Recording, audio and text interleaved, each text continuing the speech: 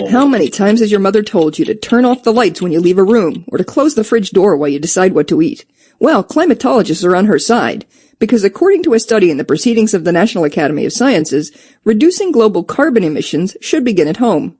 Even if politicians manage to pass climate change legislation, it could be years or even decades before those policies start to make a difference. In the meantime, scientists say, there are things we can all do to shrink our carbon footprint. You've heard most of them before, everything from insulating your home and using low-flow shower heads to driving more efficient vehicles and carpooling to the office. But these things really work.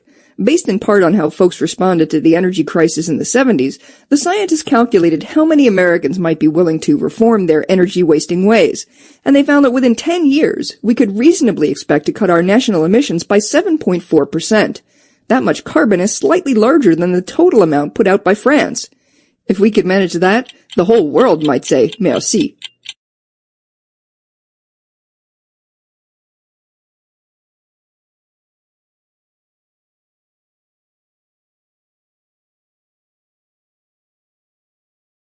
The term pygmy usually refers to a few groups of short-statured people in equatorial rainforest regions in Africa.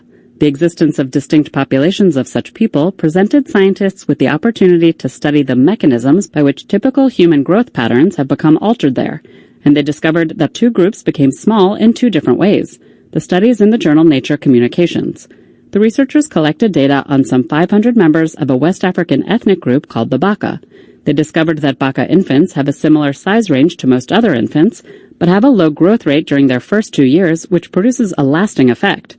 This mechanism seems to be different from that of East African groups called the Efe and the Sua. These peoples have slow prenatal growth so that the infants are born smaller.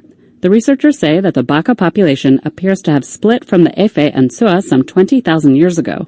The two different systems for achieving small stature, which appears to be advantageous in the equatorial rainforest environment, are thus an example of convergent evolution.